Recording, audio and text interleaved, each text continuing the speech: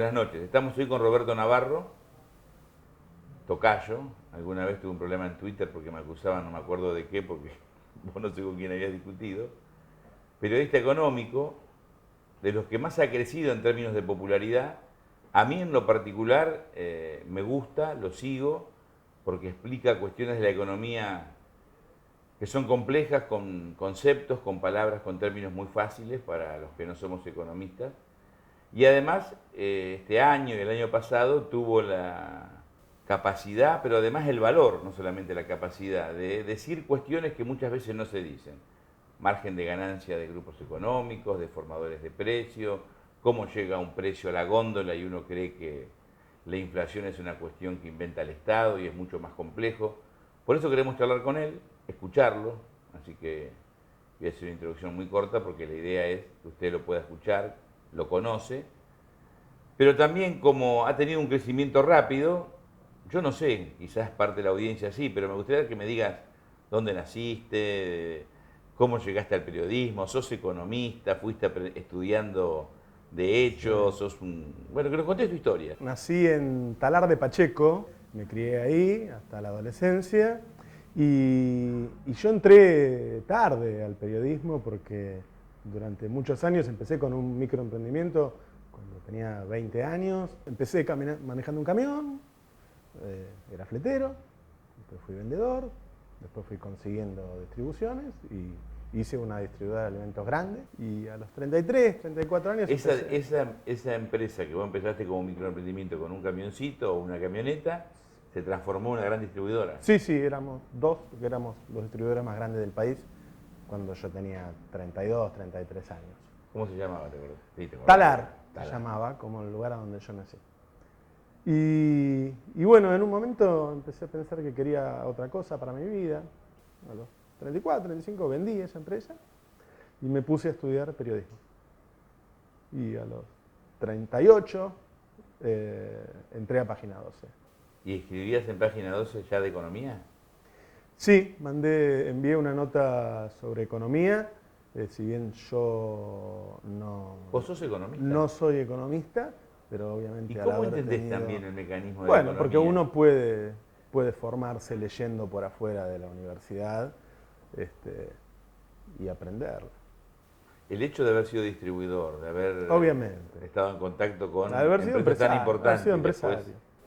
Y bueno, seguí en Página 12 muchos años, luego con la radio, el paso que va dando el periodista habitualmente, hasta que empezamos a hacer un programa en televisión que se llama El Destape.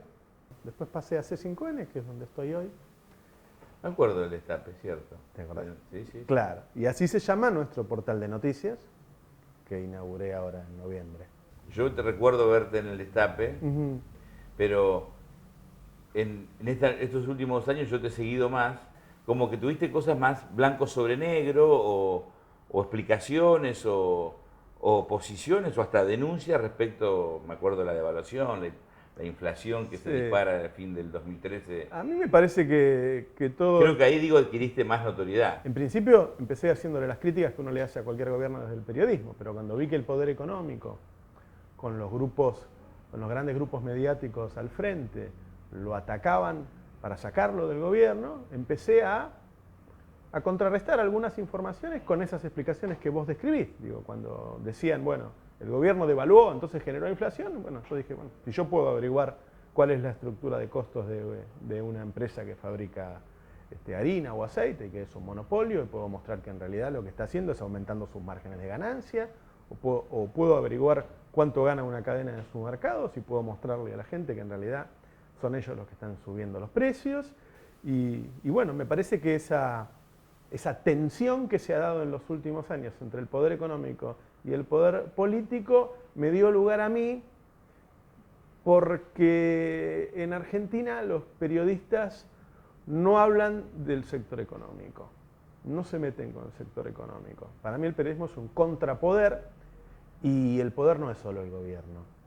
El poder en el mundo es el poder económico, el gobierno ocupa una porción de poder, después estarán los sindicatos, la iglesia, las organizaciones sociales, ¿sí?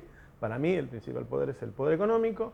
En general en la televisión nadie quiere decir el nombre de una empresa, nadie quiere decir el nombre y el apellido de un empresario, nadie quiere mencionar a un banco o a un supermercado. Y me parece que ahí sí me puedo haberme Nadie lo quiere diferenciado. mencionar en términos críticos, si se lo Así menciona es. es en términos Haciendo propaganda. de reconocimiento o de sí. elogio. Bueno, hay medios que hacen un ranking de cuáles son las marcas más queridas, ¿no? Y la verdad es que uno sabe que abusan de su posición dominante, que cuando se habla muchas veces en Argentina de por qué las pymes no crecen, bueno, porque no las dejan las grandes empresas. Te puedo dar un caso en particular. Unilever es prácticamente un monopolio en Argentina en artículos de limpieza y perfumería. Aparece otra empresa que empieza, son tan grandes los márgenes que maneja Unilever que cualquier pequeño empresario puede empezar y competirle, ¿sí? En vez de ganar un 1000%, gana un 100% y vende mucho más barato un producto de la misma calidad.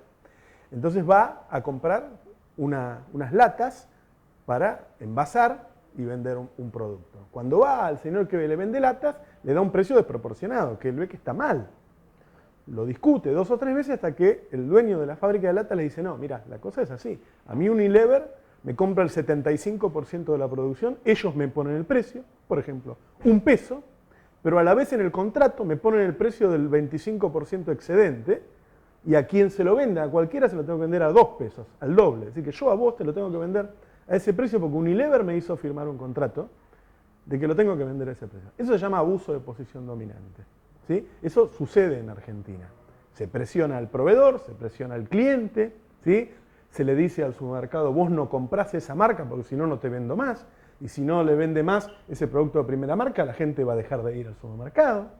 ¿Sí? Esas cosas suceden en Argentina, por eso cuando los políticos dicen voy a tener políticas para apoyar a las pymes, le voy a dar un subsidio al crédito, no, las pymes no crecen porque los grandes no las dejan.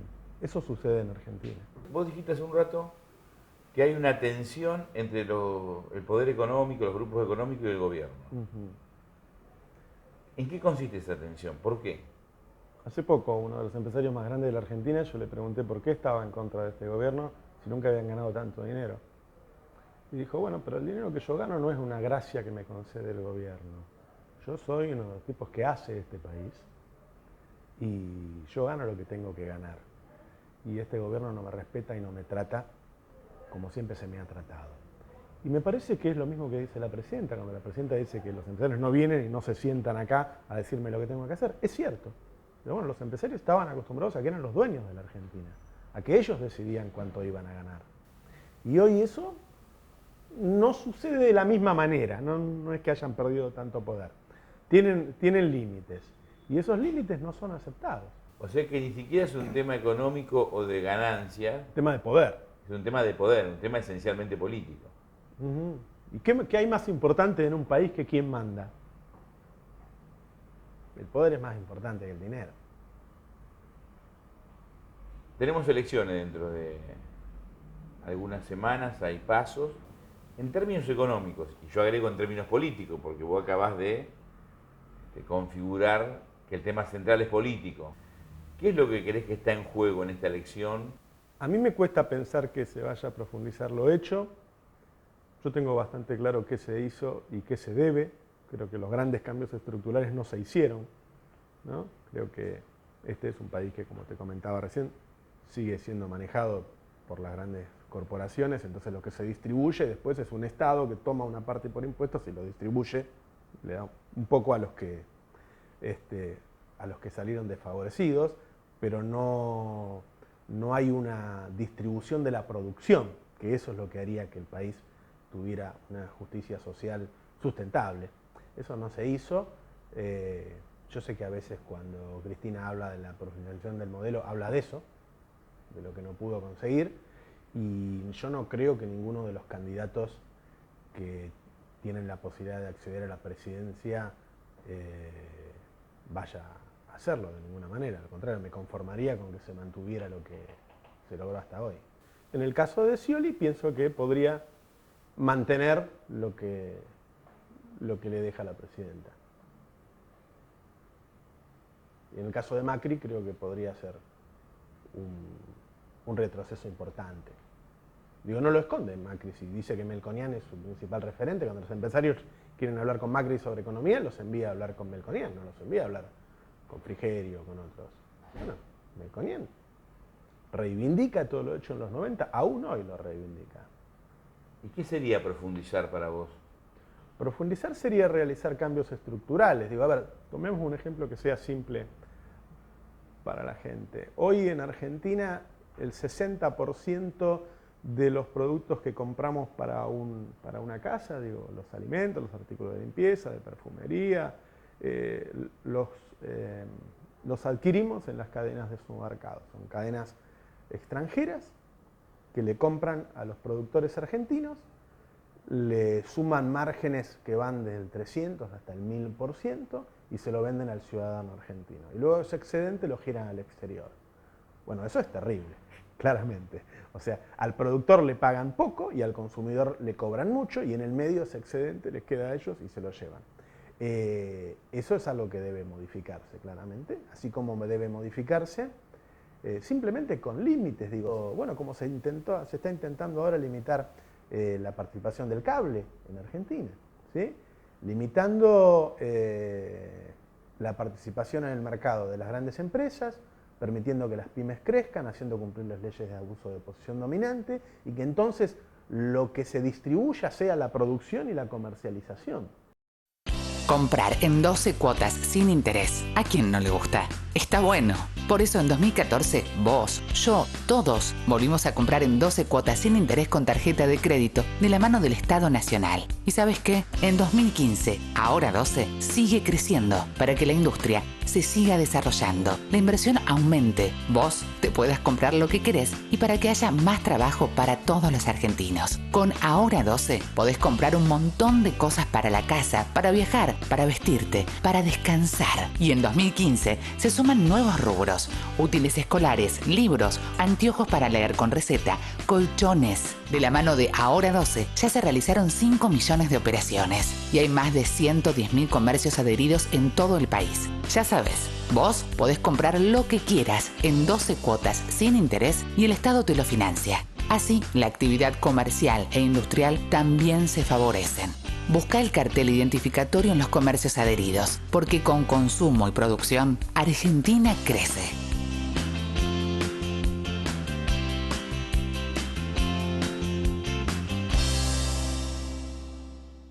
¿Te acordás que hace poco te contamos que los consumidores íbamos a estar mucho más protegidos? Es porque ya implementamos un nuevo sistema de solución de conflictos. Si tuviste problemas con algo que compraste o con un servicio que contrataste y la empresa no te dio una respuesta adecuada, ahora tenés Consumo Protegido. ¿Cómo funciona? Te comunicas con Consumo Protegido y vas a una conciliación donde la empresa, vos y un conciliador van a buscar llegar a un acuerdo para solucionar tu problema. Es gratis para vos y obligatorio para la empresa. Y como el conciliador es especialista en temas de consumo, no hace falta que vayas con un abogado.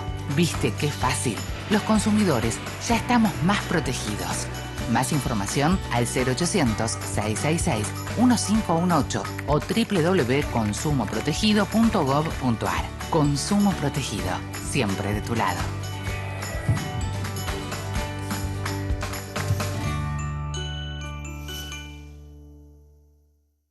¿Quiénes deben vacunarse contra la gripe? Embarazadas, mamás antes de egresar de la maternidad, niños entre 6 y 24 meses, personas con enfermedades crónicas u obesidad, personal de salud y mayores de 65 años.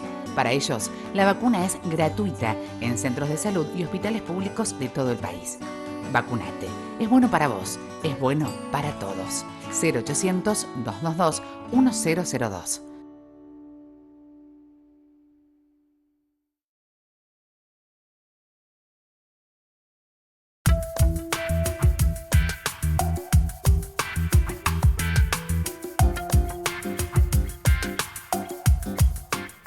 Habiendo descrito algunos temas centrales para profundizar y teniendo en cuenta la actual coyuntura política económica de Argentina, de la región, el mundo, ¿cuál pensás que son los principales problemas que debe afrontar en lo económico el futuro presidente? El año que viene se va a encontrar con una Latinoamérica que no está creciendo y quizá cayendo el año que viene, ¿no? Este año Latinoamérica no va a crecer. con un promedio de países en el que Brasil, que es nuestro principal socio, cae, ¿sí? Y el año que viene es factible que eso se profundice por la caída del precio de los commodities y por la suba de tasa de interés de Estados Unidos. Entonces lo primero que hay que tomar en cuenta es que el gobierno que venga se va a encontrar con eso. Y que el contexto internacional, con el nivel de globalización que hay, no digo que es determinante, pero es un factor fundamental. Y después, son las prioridades que tiene cada gobierno. Este es un gobierno cuyas prioridades son el nivel de empleo, que claramente lo mantiene pase lo que pase. Hace 7 años que estamos en alrededor del 7% de desempleo, hacía 4 décadas que no teníamos ese nivel de desempleo tan bajo. Y que se preocupa por el empleo, por el mercado interno, por intentar algún grado de igualdad.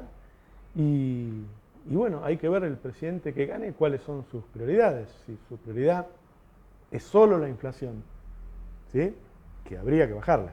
Si es solo la inflación y no se preocupa por el empleo, bueno, podemos ir a una suba del desempleo que desarme este mercado que se armó, porque uno de los beneficios del bajo desempleo es que hay un mercado. ¿Qué quiere decir eso?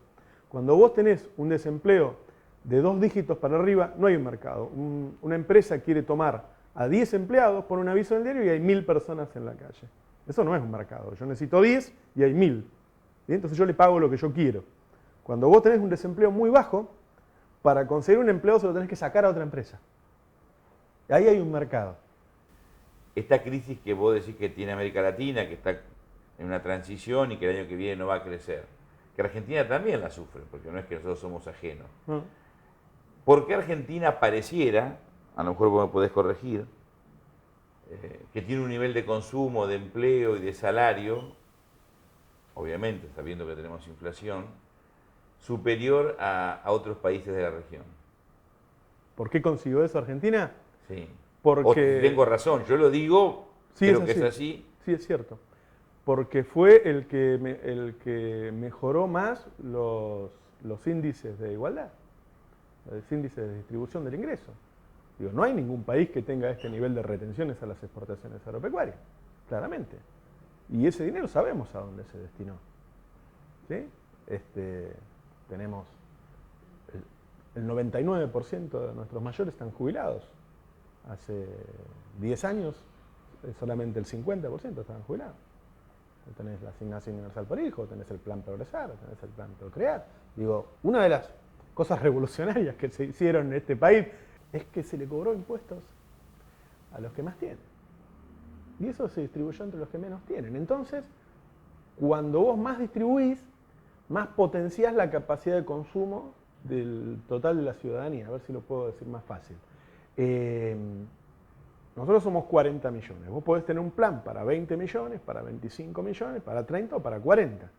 Hoy el plan es casi para 40, diría yo, ¿no? Porque tenés todos los trabajadores, una pequeña cantidad de desempleados que reciben la asignación universal por hijo, todos los mayores tienen una cobertura. Entonces vos tenés 40 millones de consumidores. El distribuir genera una economía que crece más. Y una economía que crece más genera empleo. Eso lo armó Néstor Kirchner y lo mantuvo Cristina con algunos problemas que se armaron a partir de 2007, 2008, que tienen que ver con la inflación. Pero claramente, si Argentina aprovechó mejor este contexto internacional benigno que hemos tenido en los últimos años, es porque fue el que jugó más decididamente al mercado interno y a la distribución del ingreso. ¿Por qué tenemos inflación? La inflación vuelve a Argentina en 2006, 2007. Creo que volvió porque en el momento en que los empresarios llegaron al 100% de su capacidad instalada y tenían que invertir, como están en un país en el que se da el stop and go, ¿no? Eso de cada 4 o 5 años tenemos una crisis, los tipos dijeron, no, bueno, esto ya se va a caer, yo no invierto. Si tengo mucha demanda, subo los precios, entonces gano más por precio y no por vender más. Y ahí empieza la inflación, por una cuestión de oferta y demanda. Después se suma otro elemento que es la puja distributiva. Tenés un país con una gran concentración de la producción y venta, que tiene mucho poder y mucha fortaleza, pero del otro lado tenés sindicatos que están entre los más fuertes del mundo. Esa puja distributiva todos los años de precios y salarios retroalimenta la inflación. Y la inflación entra en una inercia, ¿sí? Después, este gobierno le suma el déficit fiscal financiado con emisión monetaria. ¿Cómo y cuál sería una receta, una solución, un camino para Hay a mediano plazo? Yo supongo que es a mediano plazo. A mediano plazo, claro. Tengas una inflación de un dígito. Cualquier intento por solucionarlo de un día para el otro es un ajuste brutal.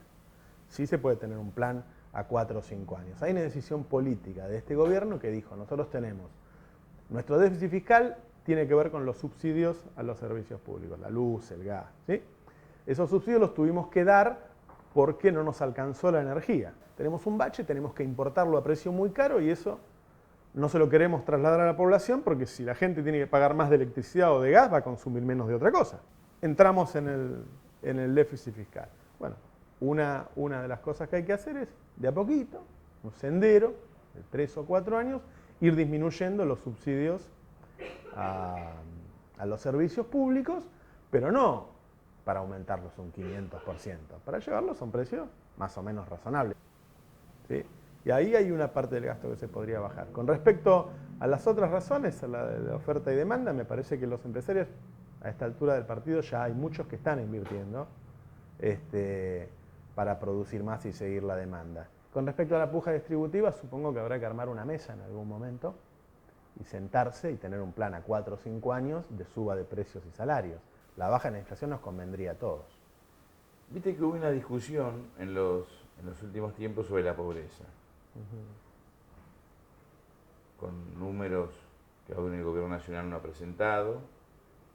Obviamente sabemos que existen pobres, la presidenta lo plantea siempre.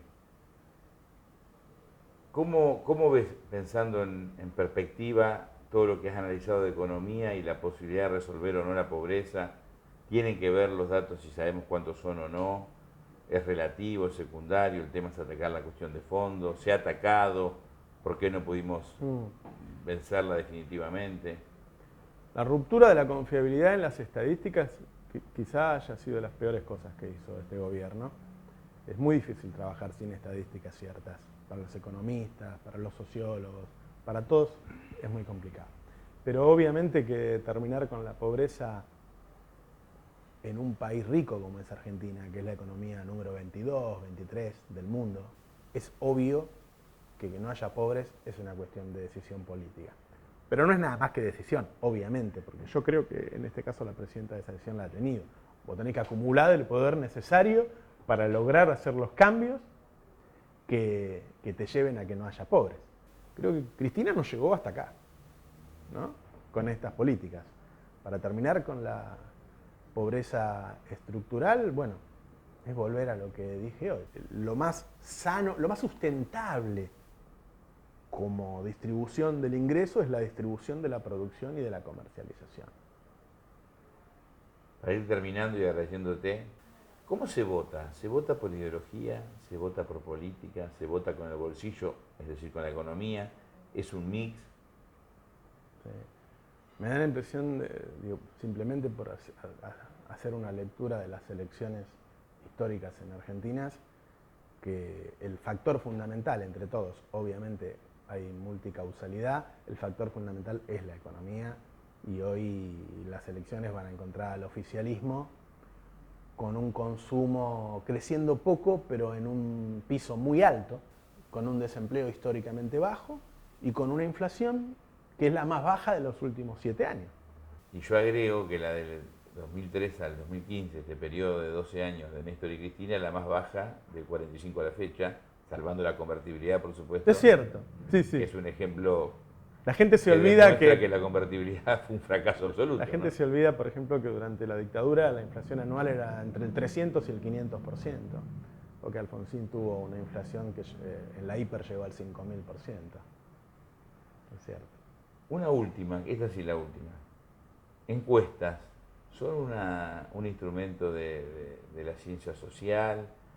¿Son determinantes? ¿Ayudan? Yo no creo en las encuestas hasta 2 o 3 semanas antes, o una semana antes, y me parece que podríamos vivir sin encuestas. ¿Qué función cumplen las encuestas que no sean convencer a la gente de que este va ganando y el otro no. ¿Para qué nos sirven? O el candidato que la tenga él y que sea secreta. Escuchándote, ¿no? Sería como un partido de fútbol donde vos toda la previa lo vas definiendo por encuestas y el partido se define en la Claro, cancha. claro. Que alguien me diga cuál es la utilidad social de las encuestas. Es una herramienta más de propaganda. Es una buena pregunta. Me parece que con esta pregunta vamos a agradecer a Roberto, gracias. La verdad que, como siempre, esclarecedor. Gracias por tu tiempo. Y esperemos seguir charlando, a lo mejor antes de fin de año, ya con panorama político parcialmente diferente o no, podemos volver a charlar algunos temas. Dale, dale. Gracias, gran Roberto. gusto. Si la historia la escriben los que ganan, eso quiere decir que hay otra historia. La verdadera historia, quien quiera oír que oiga.